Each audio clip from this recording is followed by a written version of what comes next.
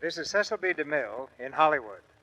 It didn't take much detective work to discover the stars that the Army, Navy, Marines, and Coast Guard most wanted to hear on these programs.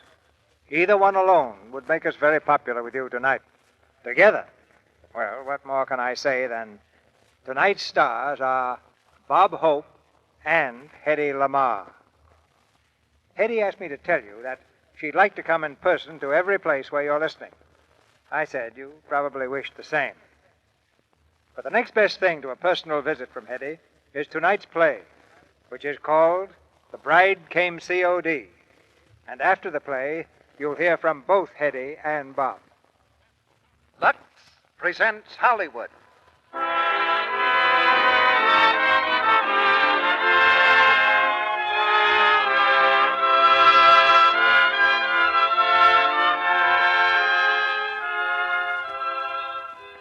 The Lux Radio Theatre brings you Bob Hope and Hedy Lamarr in The Bride Came C.O.D. Ladies and gentlemen, your producer, Mr. Cecil B. DeMille.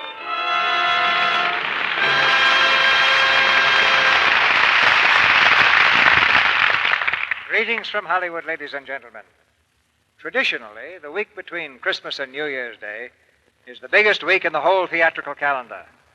So we're doing our best to preserve tradition by ushering out 1941 in a blaze of glory, a blaze kindled by one of the most startling casts in our history, Bob Hope and Hedy Lamarr. Some time ago, we decided that The Bride Came C.O.D. had great possibilities for Bob. All that remained was the little matter of finding the right bride. Then one day we had an inspiration. I called Bob in his dressing room at Paramount and asked him if he'd like to play opposite the lady who had just finished the picture H.M. Fulham, Esquire, over at Metro-Goldwyn-Mayer, Miss Hedy Lamarr. There was some confusion at the other end of the phone before Bob replied. Sorry, C.B., we've got a bad connection. Sounded like you said Hedy Lamarr. I don't think he really believed it until Hedy walked in the door for rehearsals. But if he still thinks I'm a miracle man, perhaps this is the time to tell him what Hedy Lamarr said when I asked her to be Bob's bride in this play. Her answer was, Bob Hope? Oh, I think he's wonderful. Anyway, here they are in The Bride Came C.O.D., adapted from the Warner Brothers picture. Just take an aviator, an heiress, a kidnapping, a ghost town, an abandoned mine, mix them enthusiastically, hand the whole concoction to stars like these two, and you've got The Bride Came C.O.D. Right there, we have the makings of a hit. Just one thing is missing, the part of the play that an audience contributes. And I assure you, that is a big part. At the DeMille office in Paramount, for instance, we think we have a good picture in Reap the Wild Wind. But no matter how good we think it is, we won't be sure until you see it. That's the true test of a picture, or a product like Lux Flakes. We know that Lux is as fine a product as scientific ingenuity has devised. But you're the final judge, and your acceptance is the final test. In pictures, we call that audience reaction. The same expression will do here, too. And, of course, audience reaction to Lux Flakes is, well, in a word, a Hollywood word, colossal. Now we'll turn the stage over to The Bride Came C.O.D., starring Hedy Lamarr as Joan Roget and Bob Hope as Steve Collins.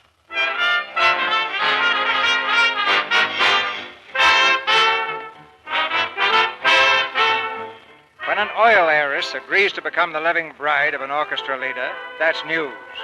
And news to an orchestra leader means headlines, publicity, and profits. With this rather sordid idea in mind, the orchestra leader of the Club Suzette in Hollywood has picked the most favorable time to make the wedding announcement.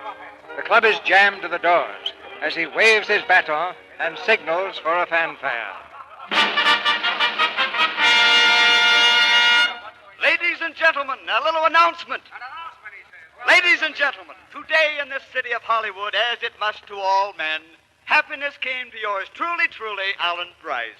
For tonight, after much pressure, I consented to become a bridegroom. The lucky lady is here now. I'll have a spotlight thrown on her so you girls can go over and scratch her eyes out. Presenting Miss Joan Roget. Take a bow, Joan. Thank you, folks. Thank you. Okay, Charlie, take the baton. I'm going to be busy.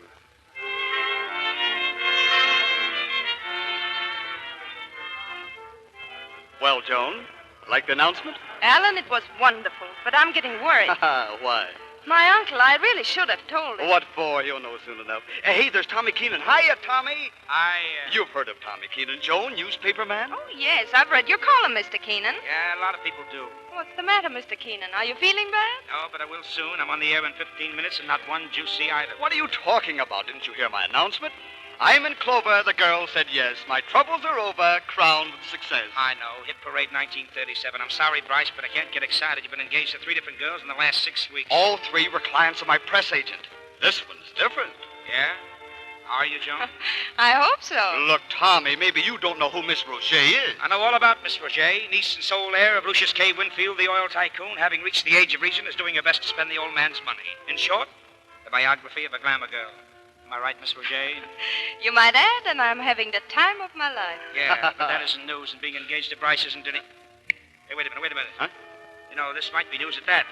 Suppose you elope tonight, Las Vegas. Hello? Oh, no, I couldn't. Why not, Joan? Yes, sure, why not? Think of it. Flying through the night under the stars. Say, wasn't there a lyric something like that? Never mind. Listen, news is scarce tonight, and you'll make the front pages coast to coast. Waiter, get me a phone. Joan, dear, we'll never get married again under such favorable circumstances. But my uncle's in Chicago on business. You'll hear it on my broadcast. Everybody listens to me. Well, if you really think we should, Alan. With you by my side, dear, neither time nor tide, dear. Shut up. Operator, this is Tommy Keenan. Get me Air Flights Incorporated and quick.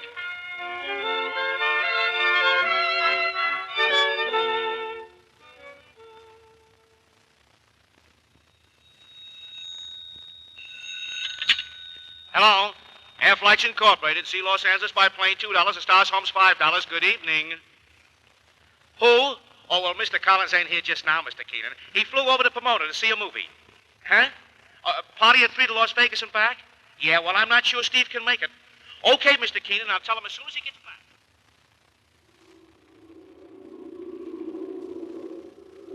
Hello, Steve Collins at NC-164 calling Burbank. Steve Collins calling Burbank. Burbank calling Collins. Steve Collins calling Burbank. Burbank calling Steve Collins.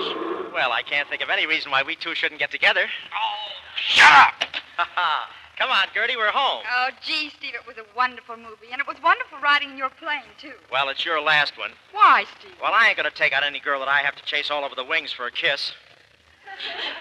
Want to kiss me now, Stevie? Sure. Oh, Stevie, where did you learn to kiss like that? Well, every morning I drink a double malted through a straw. Gee, it's awful. A swell guy like you has to have a wife and 2 kids. Oh, well, I was so young at the time, but I'm not sorry. They're great kids. Did I ever show you their picture? Yeah, every 10 minutes. Really? Well, look, I want to show it to you right here. Look, here's the boy. He's 8. Hi, old-timer. And there's a little girl, 6. Hiya, sweetheart. And there's my wife. Hiya. Well, I guess I shouldn't be seeing you again, should I? Oh, I guess you shouldn't. You'll call for me next Tuesday at the regular time? Half an hour earlier. I'll be waiting. Goodbye, Stevie. Thanks for the buggy ride. So long, Gert. Oh, hi, old-timer. Hiya, sweetheart. Steve, I don't like the use you're making of my wife and kids. Listen, that reminds me. Haven't you got any new pictures of your kids? I like to keep them up to date. Look, this one shows Junior wearing a Hoover button. Look, Steve, if you don't want to get married, why don't you be honest and tell the dames you don't? Oh, no, it's much easier this way. I don't have to break any campaign promises. Well, why do you have to use my kids? Why don't you just make up 2 kids? Oh, Pee-wee, that would be lying. No, I'm making sure that no girl hooks me till I have a whole fleet of planes of my own. Yeah? Well, after 12 o'clock tonight, you won't even have 1 plane. Hinkle's been here and he's coming back. Hinkle? Yeah, the guy from the Friendly Finance Company. He's going to snatch that plane of yours for back payment. You owe him $1,100. Oh, we can't let him do it, Pee-wee. It took me 10 years to get a plane of my own. Yeah, and it'll take him just 10 minutes to take it away. Oh, but business is booming. In a few months, I'll have enough money to redeem my mother. All I know is he's coming back here at 12 o'clock. That's a great world, isn't it? Turn on the radio, Pee-wee. Get some nice, sad music while I go put a slash in my throat, king size. Yeah, it's pretty tough, Steve. Tonight, folks, it is my pleasure to announce one of the biggest scoops that has ever come out of the West.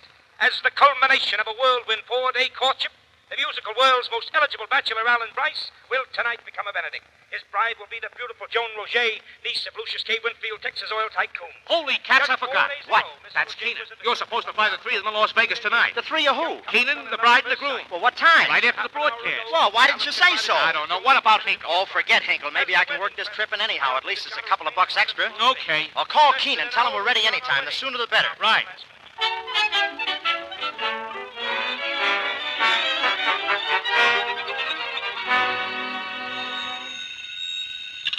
Hello.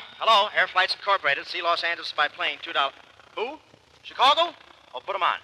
Hello? Who's this? Oh, Mr. Winfield. No, your niece isn't here yet. Oh, wait a minute. There's somebody coming in the office now. Come on, Joan. Hurry up, Alan. Oh, how exciting. Excuse me. Are you Miss Roget? Yes, I am. Well, you want it on the phone. Chicago. Oh, Alan, that must be Uncle Lucius. Well, speak to him, darling. Yeah, here, I'll tell him. No, Mr. Keenan, I'll do it. Hello, Uncle Lucius. Hello.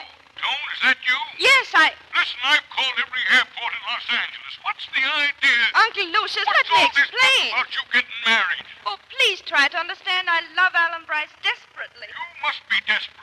I'm not going to have a fortune hunter in my family. Alan Brice is not the fortune hunter, and I'm going to marry him. You are not. I'm flying to Las Vegas right now. Goodbye. Ha-ha, that's the girl. Is the plane ready? Right outside. I'll be right with you. Come on, Alan. Darling, you were marvelous. I'll say she was. Hello, operator. We were just talking to Lucius K. Winfield in Chicago. We were cut off. Get him back for me, will you? I'll wait. Steve, what are you doing? Quiet. I've got an idea, Pee-wee. Is the ship okay? Sure, if Hinkle don't get him and grab it. Hello? Hello, Mr. Winfield. This is Steve Collins. Who's Steve Collins? Well, I'm flying your niece to Las Vegas. Mr. Winfield, how would you like me to stop that wedding? Stop it? How can you stop it? Well, leave that to me. I'll deliver your niece to you unmarried in Omaha by 8 o'clock tomorrow morning. Take a plane and meet me there. What's your price? Well, this is a very unusual case. How much does your niece weigh? About 115 pounds. Well, $10 a pound. That's my standard charge for beef. It's a deal. I'll have the money for you. Okay, I'll bring the beef. You be there with the potatoes. See you in Omaha. Come on, Pee-wee. We got to work fast.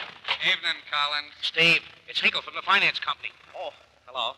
Mr. Hinkle, I'm glad to see you. You're glad to see me? Why? Well, I'm going on a long trip tonight, and I'd like to have you give me back a quart of my blood. I'll take the keys to your plane, Mr. Hinkle, you're in luck. I just made a deal with a big shot. I'll be back by 4 o'clock tomorrow afternoon with $1,100. I suppose you need the plane to go after it? That's right. Yeah. Well, I'm sorry. My conscience will be bothering me all night, but the friendly finance company wants them keys. Oh, Hinkle, you can't take away that plane. You might as well take my right arm. Yeah, if we'd loaned you money on it, we'd take that, too. Give me the key to the plane. Try and get it. You don't want me to use force, do you? Yeah. Okay. Let him have it, Steve. Why, I'll show you, you financial rat. I'll knock your... Oh! Steve, what's the matter? Just let me know when the blackout is over. Now, where's the key to the plane? Come on, where is it? Right up there, Mr. Hinkle. Up where? There. That'll hold you, Hinkle. Come on, Steve, wake up, fella. Steve, come on, Steve, wake up, wake up. Just 10 more minutes, Mom. I won't be late for school. Steve, open your eyes. Oh. What happened? Where's Hinkle? He's over there on the floor. He's out cold. Oh, I'll kill that guy. Drag me over there and I'll hit him again. Hey, Steve, what's the matter with your eye? It looks funny. Yeah, something blue has been added. Listen, Pee-wee, I'm going out to the plane. I'll tell Keenan he's wanted in here on the phone. When he gets here, you go out and call Brice. Get it? Okay. If Hinkle comes to, put him to sleep again.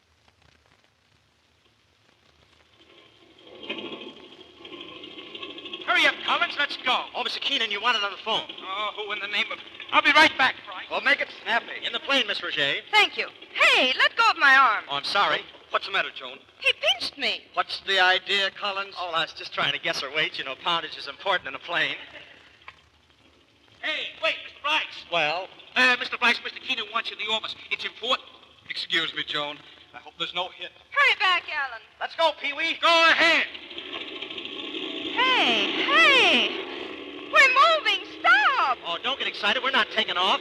And why is this building moving away from us? Oh, that. The FHA is taking it back. Stop this plane. Stop. Ouch, let go of my hair. You want me to crack us up? Stop the plane. What do you think you're doing? It's very simple. I'm kidnapping you. Listen, I don't care what you... What? You've been kidnapped. Help! Help! Help!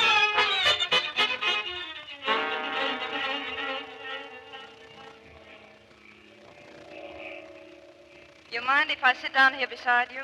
No. Help yourself. You know, you don't look like a kidnapper. Well, this is my first job. You You have any more? Not me. They call me the Solo Kid, better known as the Bruiser from Azusa. I suppose you're taking me to your hideout. You said it, babe. I'm taking you to a little place hidden away from the whole world. Where's that? The Rose Bowl.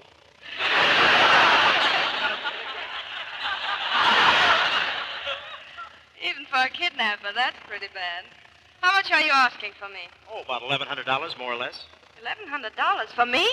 Why, it's ridiculous. It's humiliating. A girl of my social standing, an heiress. Why, I'm almost a national figure. Well, well, Miss Gin Rummy in 1941. How much do you think you're worth? Well, at least 100,000. 100,000 for you? Who do you think you are, Hedy Lamarr? Anyway, I made a bargain, and I'm going to stick to it. Bargain with whom? I made a deal with your uncle. I'd deliver you to him C.O.D. in Omaha in the morning. But why? So that you can't marry that Brice guy. I don't believe it. My uncle wouldn't think of doing such a despicable thing. He didn't think of it. I did. Why, you... Shh. Careful, careful. I can't believe it. Believe what? That for a mere $1,100, you'd come between two people who love each other. Well, do you think I want the money for myself? Yes. Where shall we mail the encyclopedia? Honest, though, I'm not thinking of myself at all. Look, you see this picture?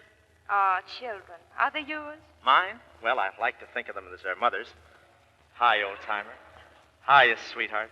Ah, that's touching. Tell me, Mr. Collins, would you like to do something big, something really beautiful for your children and wife? Oh, I sure would. It's time I did something for Clara. Well, all you'd have to do is fly me back to Los Angeles now, and I'll pay you twice what my uncle's paying you. Well, sounds like a good deal, but I couldn't think of it. All right, then I'll give you 3,000. 4,000. Nope, I promised your uncle. 5,000, Mr. Collins. You'd better get some sleep. We won't be in Omaha till morning. 6,000. You'll find a blanket in that rear locker. Very well, thank you. Don't mention it. Just stretch out on the floor, Miss Roger. I'll wake you up when we get to Omaha. Good night. I said good night, Miss Roger. Hey, what's the matter back there? Sorry, but I'm not going to Omaha, Mr. Collins. So long. Wait, get away from that door. Don't jump. Omaha's a nice place. Listen, that parachute, you've got it on back. Parachute jump. All my life I wanted to try a parachute jump. Well, here's my chance. Bye. Listen, you'll kill yourself. Come here. Let me go. Sit down there. Look out. Listen, the motor's dying. Well, take that parachute off. You want to kill us? We're falling. Get away from that door. Well, do something. We're going to crash. I'll do something when you give me that parachute. We're going to crash.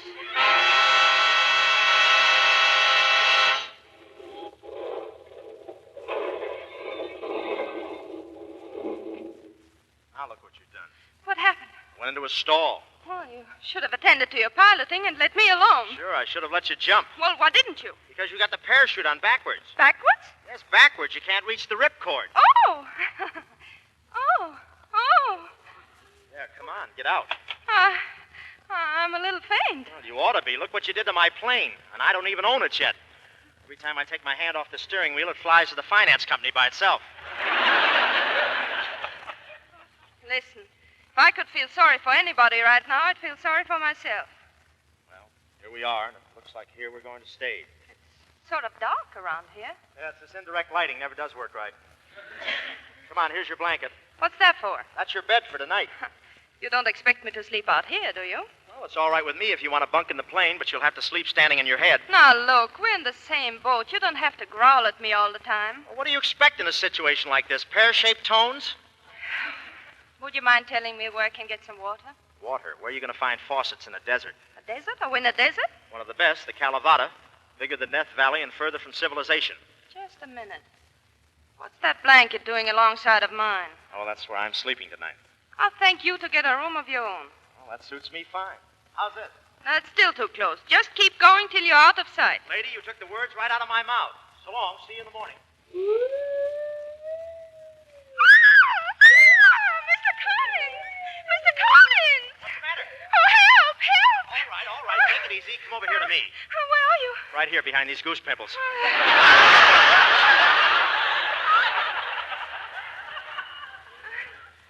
Oh, there's something over that way. Huh? Oh, Mr. Collins, what was it? It sounded like a wolf. A wolf! Oh, hold me close. Wait a minute. There's no wolf in the desert. There is now.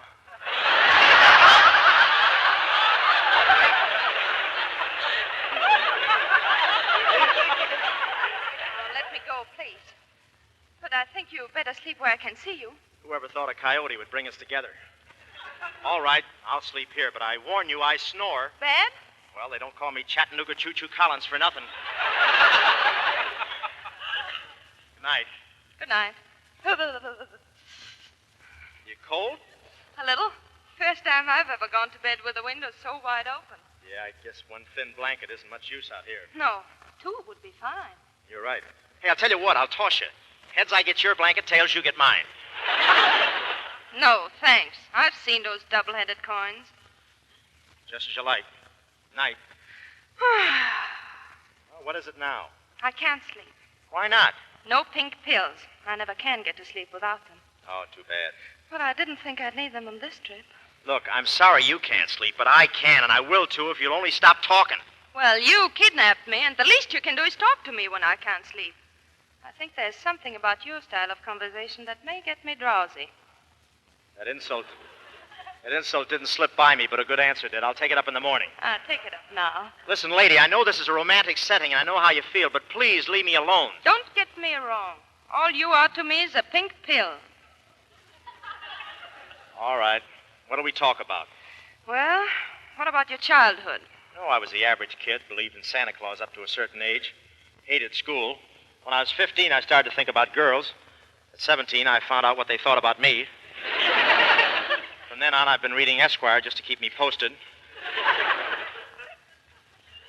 How about it? Am I boring you? Yeah, thanks. I'm getting drowsy. Good. Go on. Tell me how you met Clara. Who? Clara, your wife. Oh, my wife. Well, I met Claire at a strawberry festival. Very romantic. We both broke out together.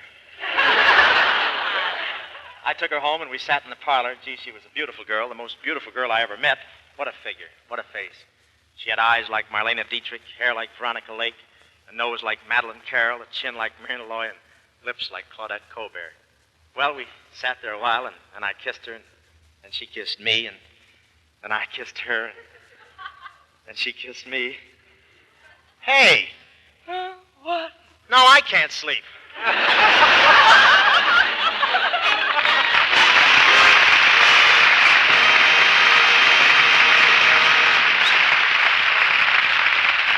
Mr. DeMille returns with Hedy Lamarr and Bob Hope in just a moment for Act 2 of The Bride Came C.O.D.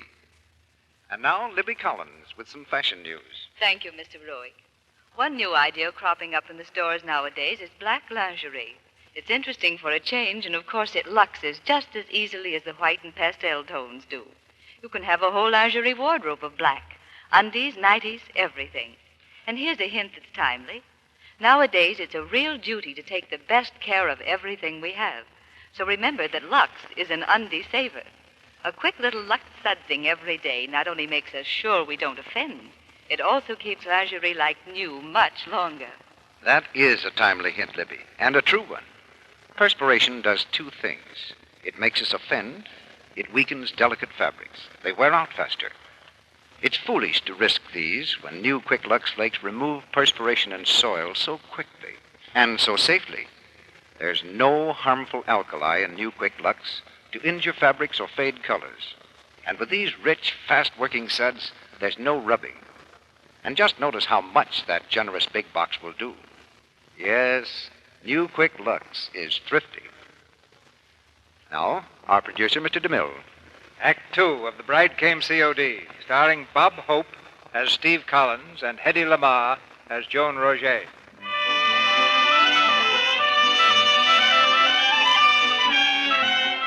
Joan Roget kidnapped. Socialite abducted. A thrilling drama was enacted last night when Joan Roget, bound for Las Vegas to wed Alan Brice, was kidnapped by Steve Collins, Los Angeles pilot and flying instructor. All state police were warned to be on the lookout. Besides the kidnapping charge, Collins is also wanted for stealing an airplane from the Friendly Finance Company. It's dawn of the following day.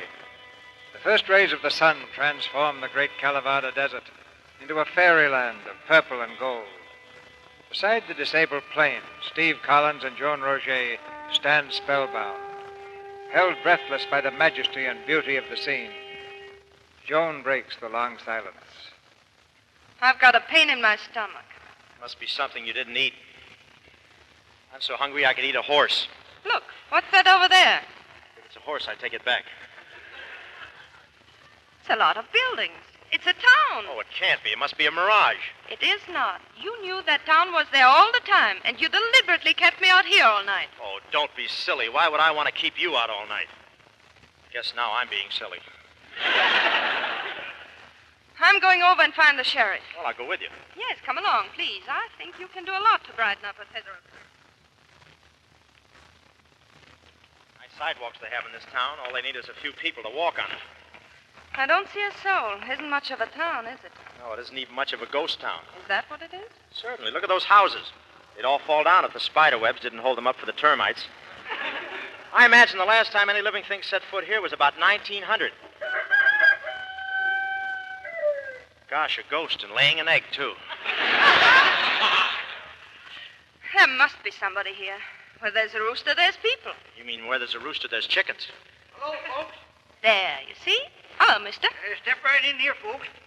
Welcome to the Palace Hotel. Oh, thanks. I'm Steve Collins, and this is Miss Joan Roget. Well, pleased to meet you. My name's Pop Tolliver. What do you have with your eggs? Ham or bacon? Bacon, please. Ham for me. You'll take bacon, too. I don't feel like cutting into a new ham. Say, that's quite a pantry you've got down there. Finest coal cellar in the world. It's an old mine tunnel. Miles of tunnels run right under this floor. What town is this, please? Bonanza it used to be called after the old Bonanza mine. How do you want your eggs, up or over? Up. My stomach will turn them over. Over. You'll take yours up, too. I don't want no confusion.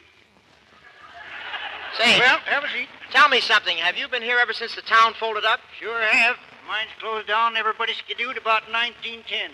I owned a hotel, so I stayed, waiting for another boom. I'm still waiting. Well, I didn't think I'd find a Republican way out here. How far is it to the nearest town? 90 miles to Las Vegas and 60 to Tonopah. And how often do you drive to town? I don't. Fella brings my grub out once a month, but he ain't due for a couple of weeks. You two heading for Las Vegas to get married? Certainly not. Oh, darling, let's tell the truth. We had a quarrel, Pop, a lover's quarrel. We did not. Now's the time to have them spats before you're married. Took me 3 wives to learn that. Listen, Pop. Listen, Pop. I want to tell you something about this man. Oh, not now, darling. Don't bother strangers with our little troubles. Let's just kiss and make up. Let me alone. Oh, come on, Lammy Pie. Give Stevekins a nice little issy-kissy. That's the way the Eskimos kiss. Well, if you'll excuse me, Pop, I'll run out and see if I can fix up my plane. Pop, don't let him go. He ain't going. Sit down, son. I'm sorry, Pop, but... Sit down, son, or I'll fill you full of lead. What are you talking... Hey, don't point that gun at me. What is this? Well, I happen to have a radio set, son, and it happened to say last night that Miss Roger was kidnapped. And he's the kidnapper, Pop. I guessed that when he come in. Got a criminal face, that man. Oh, just a minute. Don't look at my nose when you say that. Let's go, son. Go where? I'm putting you in the lockup. Oh, yeah? Well, I'm sorry, but I'm going out and work on that plane. My trigger finger's itching, son. Oh, you can't scare me. You haven't got the nerve to shoot me. Stay away from that door, son. Listen, nobody tells Steve Collins what to do. But in your case, I'll make an exception. Next time, son, I won't miss. Now get along to that lockup.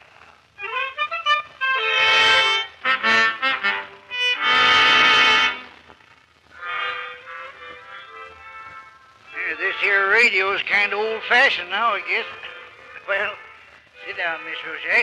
Dinner's ready. Oh, Pop, do you suppose that plane that passed over here today saw us? You've been asking me that all afternoon. I don't know. Here's something special for you. What is it? 45-year-old sherry. Last time I opened it was in 1919, when I drank a toast to Prohibition. Thanks. Ladies and gentlemen, Joan Roget, oil heiress, is alive and safe in a nameless ghost town on the Calabata Desert. Less than 2 hours ago, the girl was sighted by an airliner when the girl flashed a distress signal skyward with a mirror. A red plane was also Let's sighted. hear the rest of it. Oh, we're thanking to that mirror. Miss Roget was first believed to have been kidnapped, but later it was learned that her wealthy uncle had authorized her abduction in order to prevent her elopement to Alan Brice, who... What's the matter? Why did you turn it off, Pop? Kidnapped, huh? Give me that sherry. I'm going to pour it back in the bottle. What for? Then I'm going to let that feller out of that hoosegow. No, Pop. He's a criminal type. You said so yourself. And he's getting out now.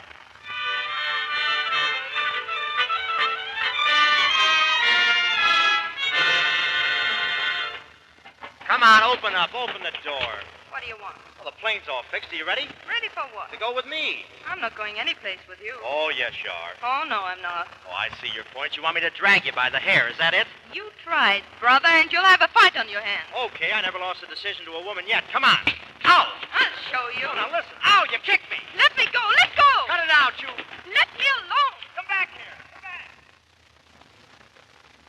Miss Roger, where are you? Come back here. I just seen her, son. Oh, Pop, where is she? Where'd she go? Just run down the mine shaft. Down the mine, eh? Well, gold is where you can find it. Thanks, Pop.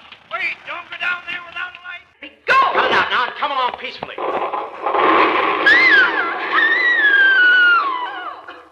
Miss Roger, where are you? Miss Roger. Here. What happened? You knocked down one of the posts, that's what happened. Are you hurt? I don't think so. Are you? Not much, thank heaven for these steel-ribbed girdles. Have you got a match? No, here's a lighter. Let's get out of here. The dust is choking me. Get out of here, that's fine. Except that you've blocked up the entrance. What? The entrance to the mine. It is blocked up. See? We'll have to find out if these other tunnels have any exits. And if they haven't? Then we might as well each marry a gopher and settle down.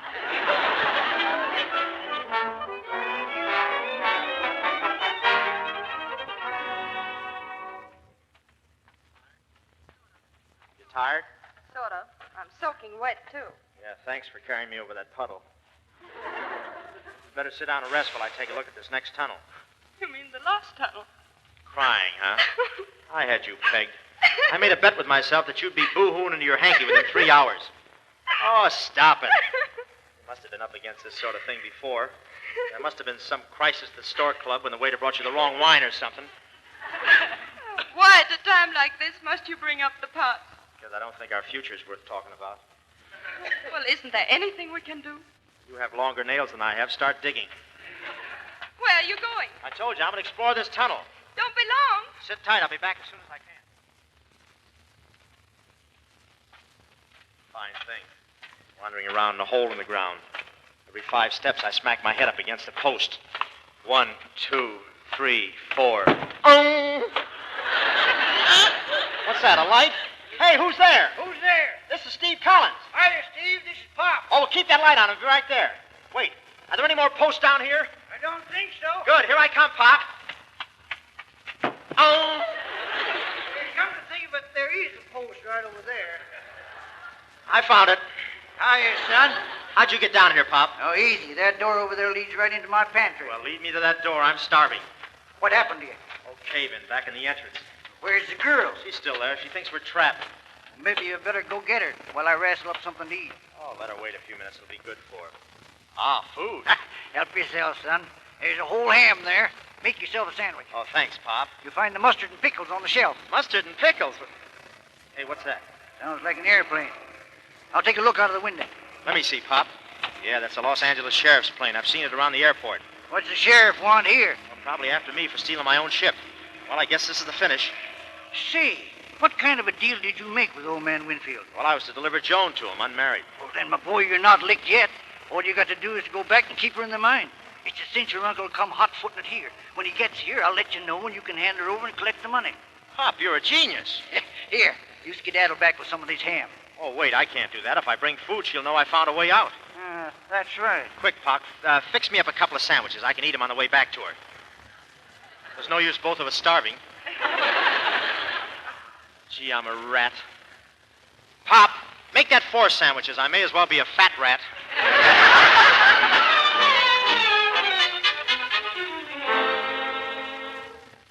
Are you sure there was no way out of that tunnel? That's right, Miss Roger. I explored every inch of it. The only thing I found was a pile of bones and a note that said, "Goodbye, tell the Good Humor Company I did my best." But what are we going to do? Well, I guess we'll just have to sit here and pass the time of day until they dig us out. You needn't pretend. Huh? I know, child. I know as well as you do that nobody will dig us out, because nobody knows we're here. Did Stanley know where Livingston was? You're still making bad jokes. It's kind of you to shield me from the truth, but it isn't necessary. Believe me, I'm not shielding you. I've always wondered what it would be like to face death. Now I know. We're both going to die of starvation. Yeah. Say, what odds will you give me I last longer than you?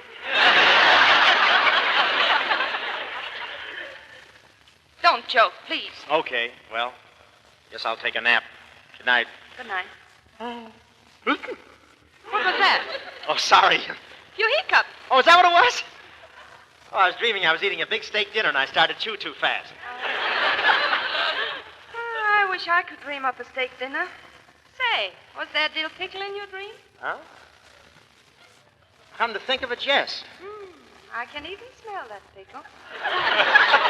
Well, I can explain that. I'm wearing a herringbone suit.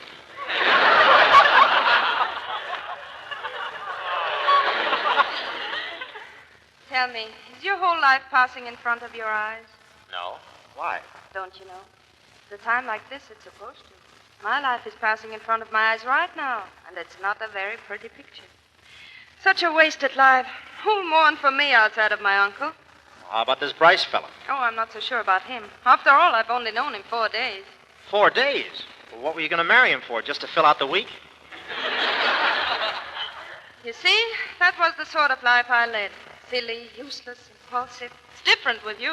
Well, why is it different with me? I've got nothing in life, just a plane that doesn't even belong to me. Well, what about your wife and 2 children? Don't they count? Oh, certainly. Hi, old-timer. Hiya, sweetheart. Hiya, Mabel. Who's Mabel? Mabel, my wife. Mabel? I thought you said her name was Kara. Oh, which wife did you mean? My first or second? You see, Mabel was my first and mother of my children. Oh, you've had 2 wives? Have you had any children by your second wife? Sure, 2. I didn't want to show any favoritism.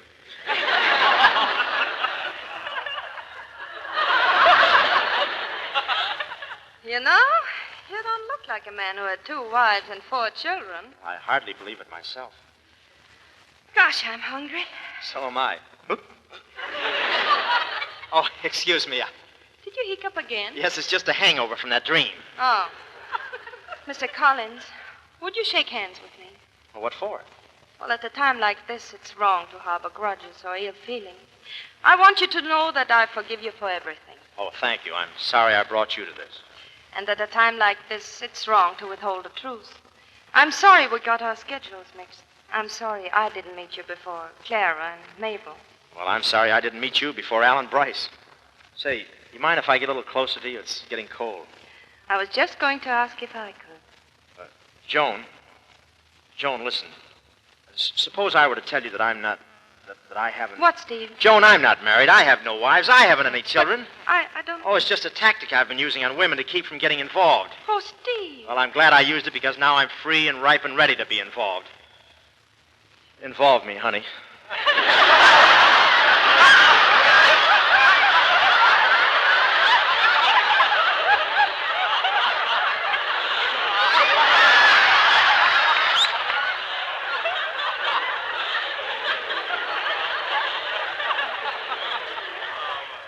Steve, you're a cheap and vile and deceitful liar. Will you kiss me, Steve? Will I? Oh, Joan. Steve? Huh? Kiss me again. Wait a minute till my ears stop flapping. Okay, here we go. You liar. What's the matter? Mustard. What? Mustard. You've been eating. No, that's not mustard. It's just the kind of lipstick I use. You know a way out, and it's down that last tunnel. Oh, Joan, listen. Take me out of here. No, please. Then I'll find a way out myself. Oh, Joan, come back here. The tunnel's full of posts. Joan! All right, then, I'll come after you. 1, 2, 3, 4, 5...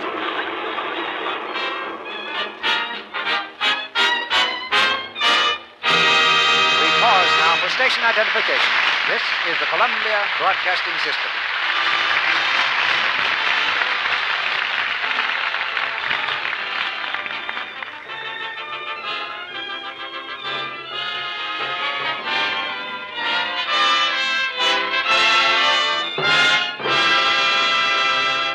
After a brief intermission, Mr. DeMille and Hedy Lamarr and Bob Hope will return for Act 3 of The Bride Came C.O.D. And now, will you listen a moment and count while you hear?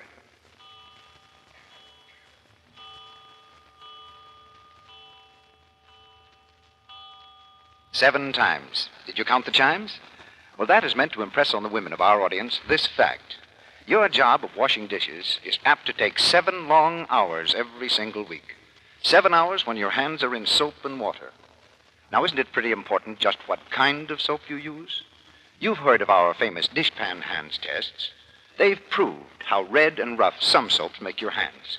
They've proved, too, that with new Quick Lux, hands stay soft, smooth, and lovely. Well, you can easily prove this for yourself, and very economically, too. Just get a big box of Lux Flakes tomorrow and try it for washing dishes. It makes more suds, ounce for ounce, even in hard water, than any of 10 other well-known soaps. More suds, and it's suds that count. Rich, pure suds that clean in a flash without harmful alkali to roughen and redden your hands. I don't know of a more thrifty way to keep your hands soft and charming. Begin tomorrow using new Quick Lux Flakes for dishes. It comes in the same familiar package, costs you no more. Now, Mr. DeMille returns to the microphone. The curtain rises on the third act of The Bride Came C.O.D.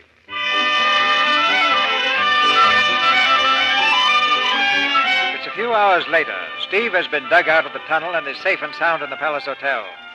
Now the old ghost town is beginning to be reborn. Al Brice and the keyhole reporter Keenan have arrived on the scene, bringing with them a flock of newspaper men and a justice of the peace. For the first time in 30 years, the Palace Hotel is doing a brisk business. Now wait, boys, wait, quiet! You'll all get your story. And you can say you got it straight from Tommy Keenan. Okay, Tommy, okay. Alan Brice and Joan Roger are going to be married right here in Bonanza and right now. How about it, Alan? You can quote me as saying, I have found my love again. The skies are blue above again. How about it, Joan? The sooner the better. Oh, wait a minute. You can't marry this man. You've only known him 4 days. How do you know he's the right one? The least you can do is weigh yourself and find out what the back of the card says. You keep out of this, Mr. Collins. Let's get on with the wedding. We've got plenty of witnesses. Yes, before Uncle gets here. Let's get married. No, listen. This girl has just been through one horrible experience. She's in no mood for another. He's right. I won't get married here. What? Why? I can't stand this place a minute longer. There's too many unpleasant memories for me. But, darling, we brought the justice all the way from Las Vegas. Oh, let her make up her own mind. It is made up. We're flying to Las Vegas right now and getting married there. I'll get my things ready. Oh, wait. You can't do that either. Listen, you shouldn't marry an orchestra leader. Don't forget the hand that rocks the cradle shouldn't do it in boogie-woogie rhythm. Jones, dear, I brought the justice all the way from Las Vegas. Hey, is your name Steve Collins? Well, always has been. What do you want? I'm Sheriff McGee from Los Angeles. You're under arrest, Collins. Just slip on these handcuffs for size. Hold on, Sheriff. Have you got a warrant for this man's arrest? I sure have. Read it and weep, brother. Well, even without my glasses, I can tell you can't arrest him with this. And why not? Because it's a California warrant, and we're in the state of Nevada. Nevada? Is that outside the Los Angeles city limits? What are you trying to do? Make me out a dope? Why didn't you tell me that before? I don't recall your asking me. All right.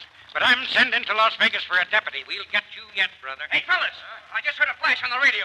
Old man Winfield left Las Vegas half an hour ago. That means he'll be here any minute. Oh, come on, let's see what we can do. Well, love is a wonderful thing, isn't it, Pop? I'm just quoting, of course. Too bad. See, if something was to keep Joan and Brice from leaving here till old man Winfield shows up, you'd still collect $1,100, right? Right. And if you had that dough, you could square this larceny rap, right? Sure, that's right. You got an idea, Pop? No. Oh, hey, what's this pillow here? Souvenir pillow. I used to sell them in the old days. But it says Bonanza, California. Well, that's right. It is California. Oh, but it can't be California. I haven't seen any slacks yet. Anyway, you told the sheriff it was Nevada. Now, Steve, you wouldn't want to get pinched, would you? I get it. Thanks, Pop. Say, wait, that justice they brought, where's he from? Las Vegas. Las Vegas, Nevada? Sure. And he doesn't know it's California either. Pop, I think I've got a brilliant idea, and I'd like to know what it's doing in my head.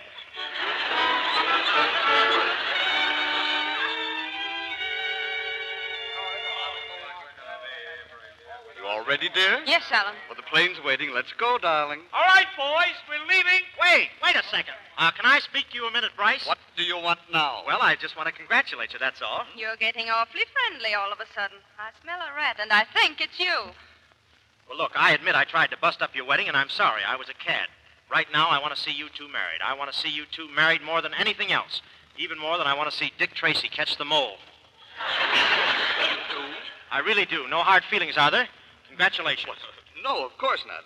Thanks a lot. Well, thank you for saving me from making a fool of myself, from doing something I would have regretted all my life.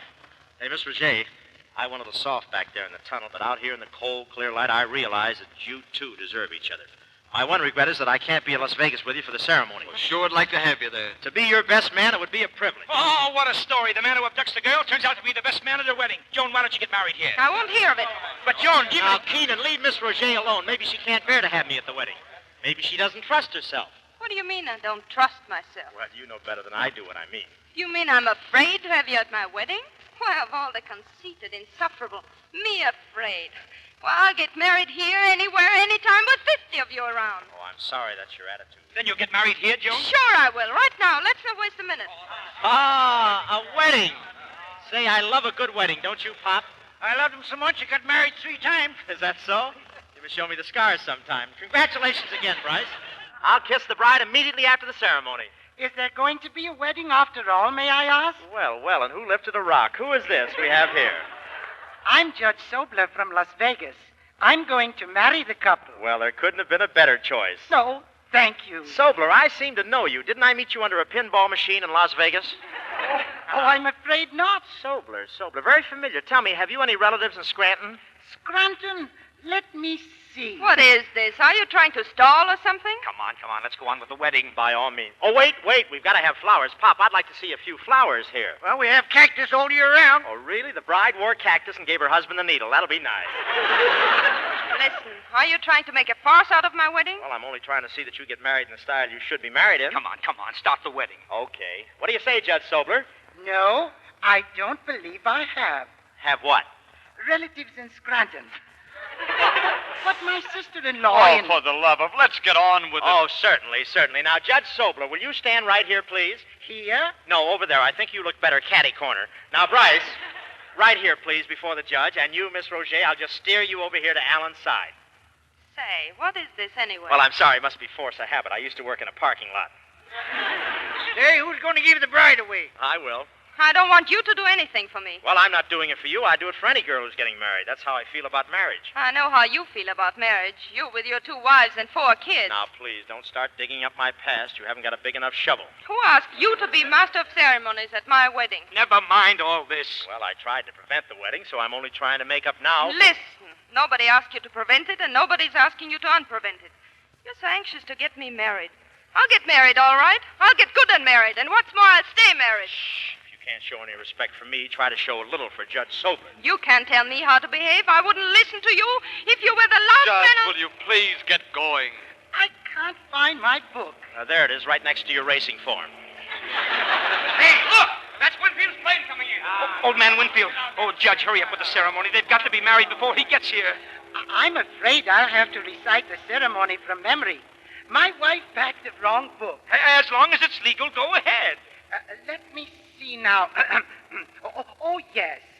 Do you, Alan Brice, take this woman to be your lawful wedded wife? I do. Oops, pardon me, wishful thinking. I do. Do you, Joan Roger, take this man to be your lawful wedded husband?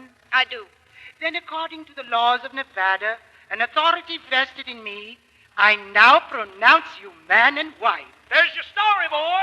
Darling. Alan, where's our pilot? Here I am, Mrs. Brice. Will you get the plane ready, please? My husband and I want to fly back to Los Angeles immediately. All set, Mrs. Brice. Wait, we'd better get something for those seats. They're pretty hard. Oh, pilot, grab those pillows over there. Pillows, yes, sir. Oh, listen, why leave? This is such a romantic spot.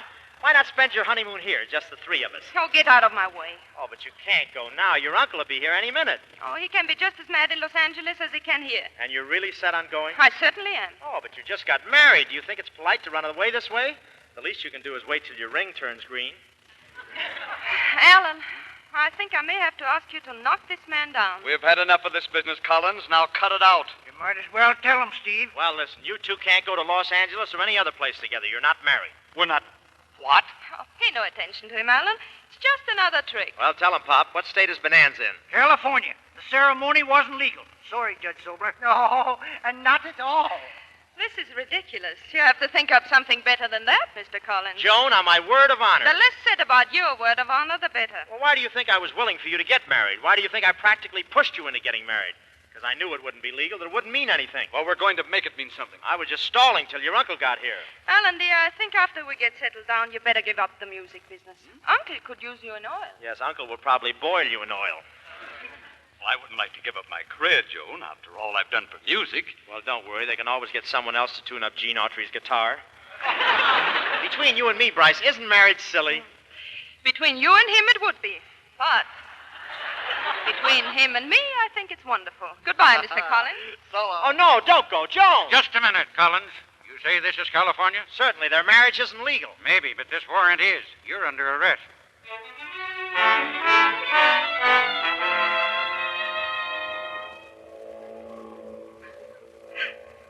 darling, what are you crying about? Oh, let me alone. Now, darling, I'm just as happy as you are, but I happen to have a tighter grip on my Take your hands off me. Now, Joan, I understand how it is in one's wedding night. There was a lyric once. If you throw any more lyrics at me, I'll cram them right down your throat. But, darling, I thought you loved my song. I hate your songs. I hate your songs almost as much as I hate you. Hate me? How is that possible? You want to know something? I've hated you from the first moment I've set eyes on you. Well, you certainly took your time telling me. Darling, let's be sensible. After all, we're married. I know it. That's why I hate you. That's why I hate everybody. Here, darling, rest your head on this pillow. It'll be more comfortable. Take that pillow away. I don't want... Wait. Let me see that pillow. Joan, please make up your mind. Look at this. On the pillow. Souvenir of Bonanza, California. Alan, we're not married. Who isn't married? We, you and me. Oh, Steve wasn't lying. He only did it because... Pilot, turn back to Bonanza, California.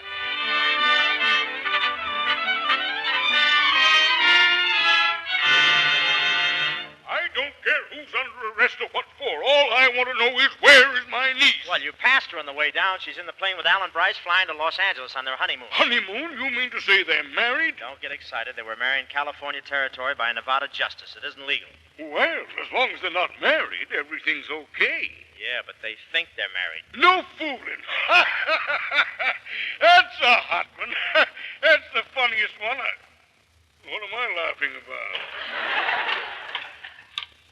Steve, I'm back. Joan. Thank heaven you're here, Joan. Listen to me. You're not married. Oh, I know I'm not, but I'm going to be. That is, if Steve asks me. Oh, wait a minute. You really want to marry me? Fat Rat Collins? Yes, Fat.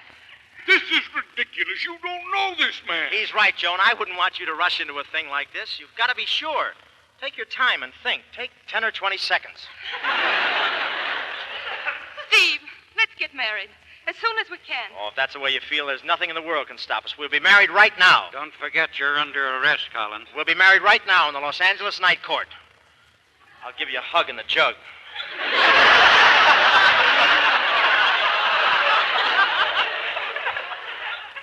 Steve, all the sheriff wants is money, and Uncle Lucius owes you $10 a pound. That's right. If you weigh 110 pounds, I break even. How much do you weigh? 111. Well, that takes care of the sales tax. Pay the man off, Uncle Lucius. Very well. A bargain's a bargain. But what have you got to offer my niece? Oh, not a thing, Unc, but I'll work hard. In a year, we'll have our own car, and in 2 years, we may get the tires.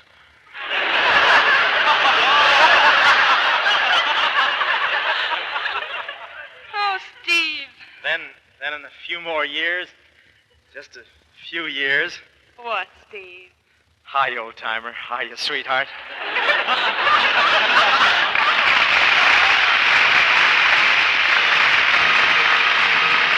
In just a moment, Mr. DeMille will bring our stars back to the microphone for their curtain calls.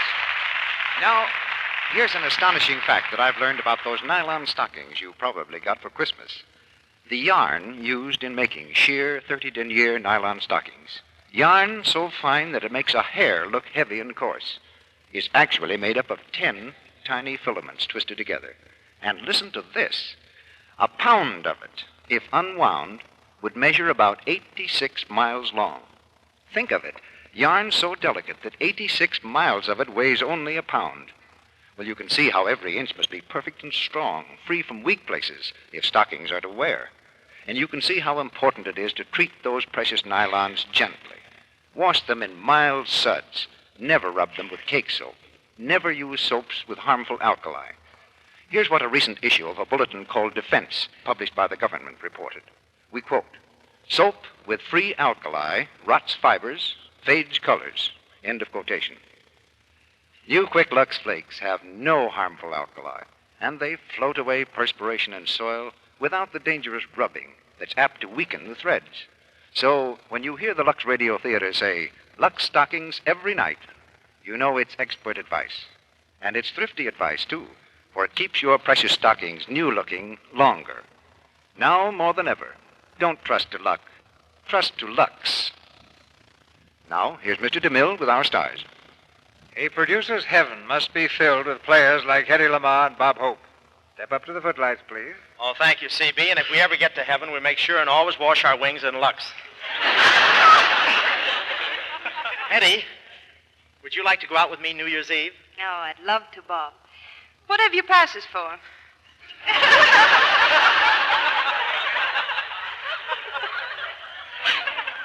Are you insinuating I'm not generous with my money? Well, you didn't tip that usher when he went out to get ice cream. Well, I was a little short, and I didn't want to break a defense bond.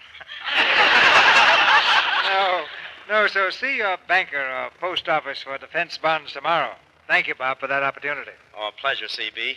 Gee, just think, now I can go back to my program and tell him I made love to Hedy Lamarr. I'd rather be down at Metro Goldwyn Mayer and hear Hedy tell about it. Did you really enjoy making love to me, Bob? Yeah, now take me off the chain, CB.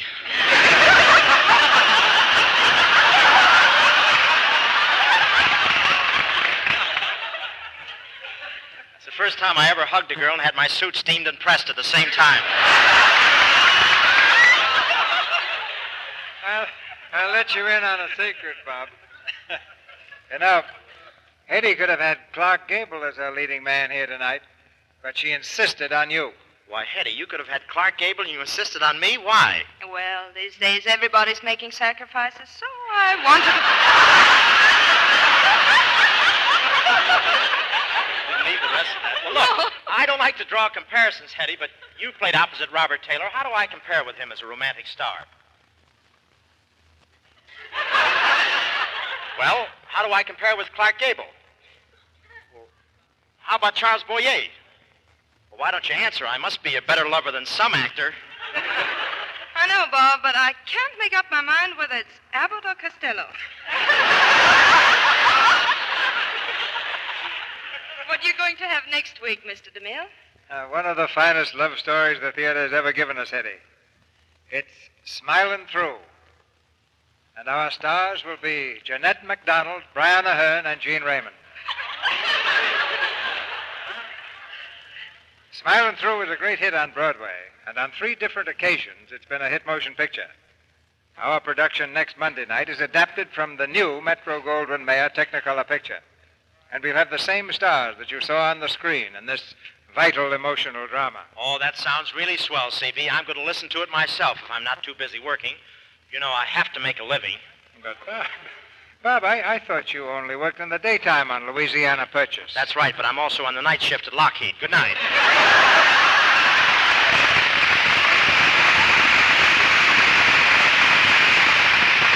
Good night. You two make an ideal couple. Good night, Hedy. This week provides the exit cue for 1941. It's been a year of uncertainty and doubt, but now all that is swept aside. We face the new year, resolved upon a brave new world to come, a world where freedom and justice will never again be threatened by tyranny. But we know that it will not come by wishing. We've got to fight for it. So on behalf of our sponsors and our staff, I wish for every one of you the opportunity to work and to fight to make this the happiest new year since the birth of this nation.